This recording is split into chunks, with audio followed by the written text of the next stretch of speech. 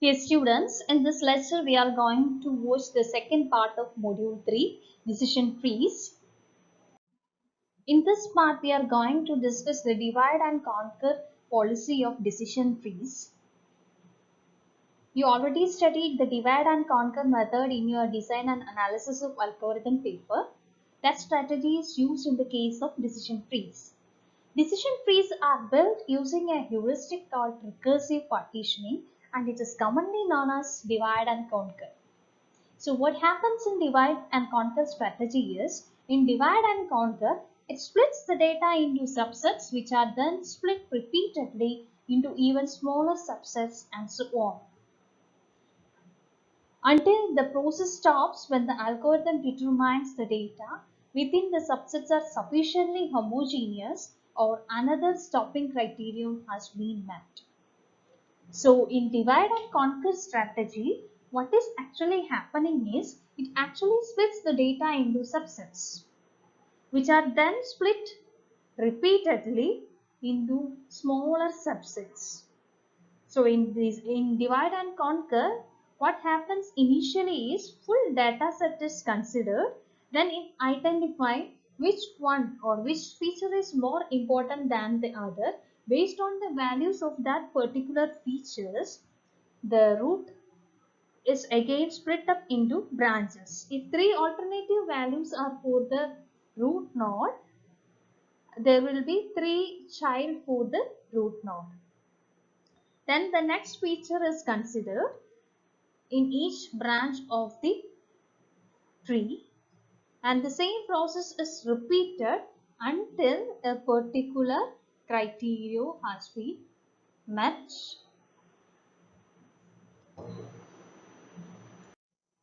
So at the first, the root node should contain the entire data set. Then after that, the decision tree algorithm chooses a feature to split. Then it chooses a feature most productive of the target class, and that feature is set as a root node. Then the examples are again partitioned into group based on the different alternatives of the selected feature. Then we get the first branches of the tree. After building the first branch, working down each branch, the algorithm continues to divide and conquer the data, choosing the best candidate feature each time to create another decision node until a stopping criterion is reached. Divide and conquer algorithm might stop at a node in a case that all or nearly all of the examples at the node have the same class. Then another condition is there are no remaining features to distinguish among the examples, and the tree has grown to a predefined size limit. So what is actually happening in decision trees, first we have to consider the root node as the entire data set. When we choose the major feature for classification purposes as the root node condition, based on the alternative values of the selected feature, the different branches of the tree are created. Then for each branch, the next feature that is essential for consideration is chosen as the condition for the branch, for that particular branch. Then depending upon the alternative values of that condition, further branching should be happened, and this branching of the tree should be terminated if any of these situations are happen. All of the examples at the node have the same class. There are no remaining features to distinguish among the examples, and if the tree has grown to a predefined size limit, then only we stop the corresponding decision tree construction. Now we are having a problem with us decision tree algorithm to predict whether a movie would fall into one of three categories: critical success, mainstream hit, box office bust. So our problem is that we have to categorize a movie to critical success, mainstream hit, or box office bust. For building a decision tree for that particular problem, we have to examine the factors leading to success and failure of the company's 30 most recent releases. So we are choosing our data set as the we are choosing the training data set as the recent 30 films of the same company.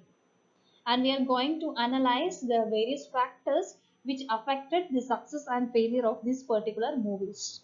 You quickly notice a relationship between the film's estimated shooting budget, the number of major celebrities lined up for starring roles, and the level of success. Here we are having a scatter plot which depicts the pattern.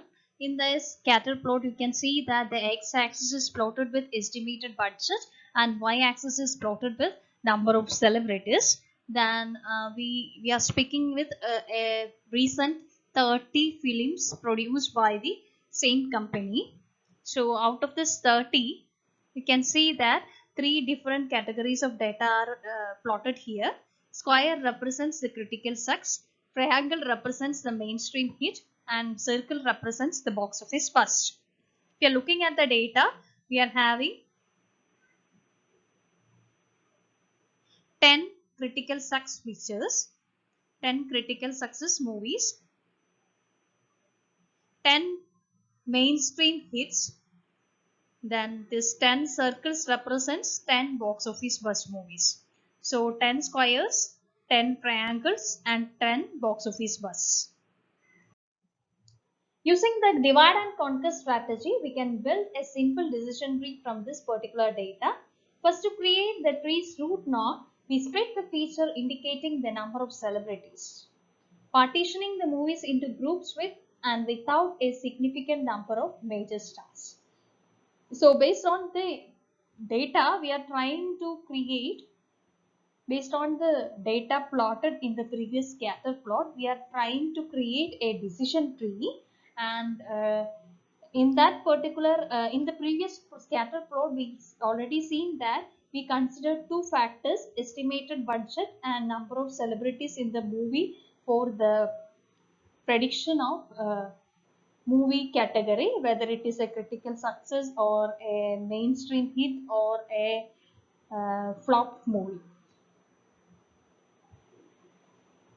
So first we are going to create the tree's root node. For that we split the feature indicating the number of celebrities. So we are considering the number of celebrities, that term or that feature is treated as our root node. Partitioning the movies into groups with and without a significant number of major stars. So we treat the number of celebrities as our root node, and we are going to make a condition based on the number of celebrities based on a fixed value. Here also we are having the same scatter plot diagram. Now we are going to partition the scatter plot diagram based on the number of celebrities value. So partitioning the movies into groups with and without a significant number of major stars. So we are going to split the corresponding data based on the value of number of celebrities. We choose a particular y value. Splitting the basis of a y value means that split should be horizontal to our x axis. So we are making a split likewise. So we are choosing a particular value on the y axis for our splitting. So number of celebrities less than this particular value, that is under this line. The number of celebrities is greater than this particular value, that type of movies are categorized in the upward portion of the line. Here if you are looking at the lower part, you can see that 10 box office buzz movies, one mainstream movie is here, one critical success movie is here, one critical success is here, as well as one one mainstream hit is here, and all the 10 blockbuster movies are available here. So a total of 12 movies are below the line, so that a total of 18 movies are above the line. Out of this 18, 9 belongs to mainstream hit and 9 belongs to critical success. So far we make the first split. Now we are going to make a categorization based on the x-axis value. Our x-axis value is our estimated budget, where we can categorize, or we can going to split the data based on a particular budget value. If a particular budget value is less than if the budget value is less than a particular value, it can be comes under one session and other is considered as another session. So we are having a total of 18 movies in this particular category after the split 1. And out of this, we are choosing a particular budget here. We are choosing a x-axis value so that our split should be horizontal to, it should be split should be parallel to y-axis. So a vertical line, vertical split is happened. Then this vertical split will group the movies like this. 8 of the critical success movies belongs to one group, and 9 of the mainstream hit as well as one critical success film is comes under the higher budget category. So our split is like this. First split is based upon the number of celebrities. If the number of celebrities is low, we can group around 12 films, and 18 will be classified as classified with more number of celebrities. Then for the 18 films are in the second category. So we again choose a splitting factor. The splitting factor is we have to chosen the budget factor. If the budget is greater than a fixed value, and it is considered as some greater value is considered together with lower value. So we get 3 groups. So if you are looking at this 3 groups, we can see that all the circle points are here, or most of the square points are here, and most of the triangle points are presented in the third group. So based on the split, we try to construct our decision tree model. Here, first condition we set is number of celebrities. If number of celebrities is high, and if the number of celebrities is low, if the number of celebrities value is low, it will move to box office bust. It will move to box office bust. If the number of celebrities is high, it will again check whether the budget high or low. If the budget is high, it will move to a mainstream hit, and if the budget is low, it will move to a critical success. So this is a construction of decision tree based on that particular data. And if we are looking at the previous data, we can see that we are having a total of 30 data points in the previous scatter plot. Out of this 30 different movies, 10 out of 30, 10 is under the category critical success. Out of 30, 10 is under mainstream hit category, and 10 is belonging to box office bust. If we are treating the first factor as number of celebrities, if the number of celebrities is low, 1 out of critical, or out of 12 movies, we are having a total 12 movies in the first split. So if you are looking at the scatter diagram, you can see that 12 movies are below the first split line. Out of that 12 movies, one is belonging to critical success, one is belonging to mainstream hit, and 10 belonging to box office bust. That is the idea here. Then if you are considering the upward portion of the first split, you get a total of 18 movies in the upward position. Out of the 18 movies, 9 belongs to critical success and 9 belongs to mainstream hit. Now we treat the second factor. Second factor is budget. So we make the second split based on budget. Out of this, we are having a total of 18 films to categorize in the second split. Out of this 18, 10 films belongs to budget high, and 8 films belong to budget low. All the films which comes under low budget is critical success. If the budget is high, one out of critical success film is in the high budget, and 9 mainstream hits are in the high budget category. So this is a decision tree construction for the predicting the future success of movies.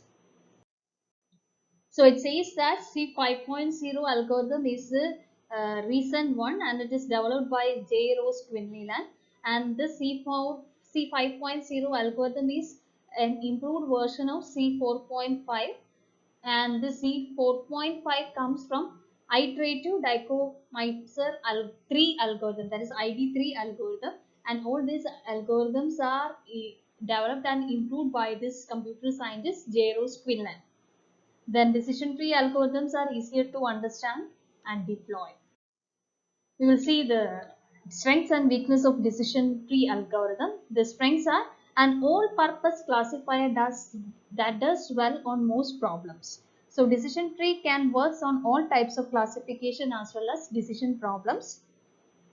Highly automatic learning process which can handle numeric or nominal features as well as missing data. So decision tree can handle nominal as well as numeric data easily. Decision tree can also work well with data if any missing values are there. So it can be termed as a highly automatic learning model. It excludes unimportant features.